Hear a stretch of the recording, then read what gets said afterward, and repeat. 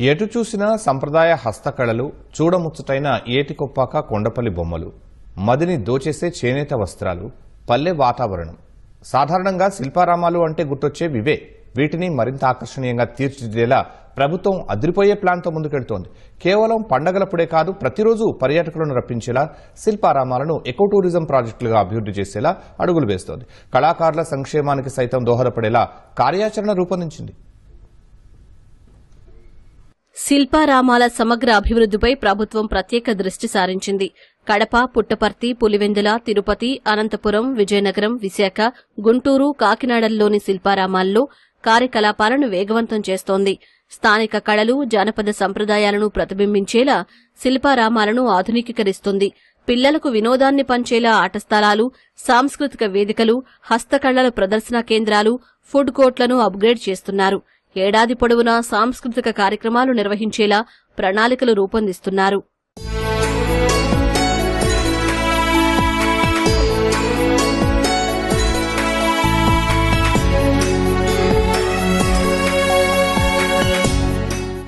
తిరుపతి శిల్పారామాన్ని అంతర్జాతీయ స్థాయి ఏకో టూరిజం కేంద్రంగా తీర్చిదిద్దేందుకు మాస్టర్ ప్లాన్ అమలు చేస్తున్నారు.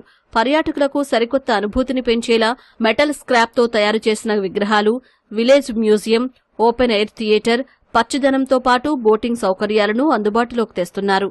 అదేవిధంగా శ్రీకాకుళం, రాయచోటిల్లో కొత్త శిల్పారామాల ఏర్పాటుకు సన్నాహాలు చేస్తున్నారు. ఈ 9 శిల్పారామాల్లో ఇంప్రూవ్మెంట్ చేయడానికి గత 1.5-2 సంవత్సరాలుగా పూర్తి స్థాయిలో ప్రయత్నాలు జరిగినాయి. ఎల్ఈడి ఇల్యూమినేషన్ పెంచాం. ఎవ్రీడే ఈవినింగ్ మ్యూజిక్ ప్లే అవుతుంది. షార్ట్ వీడియోస్ని డిస్ప్లే చేయడం జరుగుతుంది. ఏటికొప్పాక, కొండపల్లి ఇలాంటి మేకింగ్ వీడియోస్కి సంబంధించినటువంటి షార్ట్ వీడియోస్ని మ్యాండేటరీ చేశాం. అట్లాగే ఎవ్రీ వీకెండ్లో కూడా కల్చరల్ ప్రోగ్రామ్స్, ఈ కూచిపూడి, భరతనాట్యాలు ఇంతకు ముందు అప్పుడప్పుడు జరిగేవి, అట్లా కాకుండా ఎవ్రీ వీకెండ్లో కూడా మ్యాండేట్ చేయడం జరిగింది. తిరుపతి శిల్పారామంలో మనకున్నటువంటి ప్లేస్లో ఆల్రెడీ హ్యాండీక్రాఫ్ట్స్ మ్యూజియం ఇంకా మరింత ఇంప్రూవ్మెంట్ చేయడం జరుగుతుంది. దానికి సంబంధించి ఒక 15 లక్షల రూపాయలు శాంక్షన్ కోసం సెంట్రల్ గవర్నమెంట్కి ప్రతిపాదనలు పంపించడం జరిగింది. రాగానే ఇంకా ఆ మ్యూజియంని మరింత బెటర్ వేలో ప్రజెంట్ చేయడం జరుగుతుంది. ల్యాండ్స్కేపింగ్ ఇంప్రూవ్ చేయడానికి చాలా ప్రతిపాదనలు తీసుకున్నాం. ఇవన్నీ కూడా రాబోయే 2 నెలల్లో గణనీయమైనటువంటి ప్రగతి అక్కడ తిరుపతిలో కనిపిస్తుంది. శ్రీకాకుళం జిల్లాలోని పొన్నాటది ఒకటి మాత్రమే సెంట్రల్ గవర్నమెంట్కి ప్రతిపాదనలు పంపించడం జరిగింది.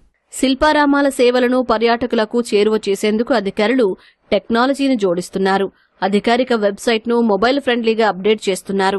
హస్త కళాకారుల ఆర్థికాభివృద్ధికి శిల్పారామాలు కీలక వేదికలుగా మారేలా కళాకారులను నేరుగా కొనుగోలుదారులతో అనుసంధానం చేస్తున్నారు. మధ్యవర్తుల ప్రమేయాన్ని తొలగించి ఉత్పత్తులకు గిట్టుబాటు ధర దక్కేలా చూస్తున్నారు. ఈ ప్రాజెక్ట్స్ వస్తే అంటే ఆ పర్టికులర్ ఏరియాకి సంబంధించి చాలా మంచి రిప్రజెంటేషన్ దొరుకుతుంది. పర్టికులర్లీ అక్కడ ఉన్నటువంటి వీవర్ కమ్యూనిటీకి హ్యాండ్లూమ్స్, హ్యాండీక్రాఫ్ట్స్ ఐటమ్స్ని మిడిల్ మ్యాన్ లేకుండా డైరెక్ట్గా ప్రమోట్ చేసుకోవడానికి మంచి అవకాశం దొరుకుతుంది. అట్లాగే సెంట్రల్ గవర్నమెంట్ స్పాన్సర్ తోటి ఇవి వస్తే కనుక ఈ ఎక్స్పోస్ కూడా మరిన్ని పెరుగుతాయి. బయట మార్కెట్లో దొరకనటువంటి మాస్టర్ పీసెస్ అన్ని కూడా అక్కడ దొరకడానికి మంచి అవకాశం ఉంటుంది. ఈ వెబ్సైట్ని చాలా ఆకర్షణీయంగా తీర్చిదిద్దడానికి ఇంకా ప్రయత్నాలు జరుగుతున్నాయి. రాబోయే 1 మంత్లో ఇది పూర్తి స్థాయిలో అందుబాటులో ఉంటుంది. శిల్పారామాలు సరికొత్త హంగులతో రూపాంతరం చెందుతుండడం పట్ల సర్వత్రా హర్షం వ్యక్తమవుతోంది.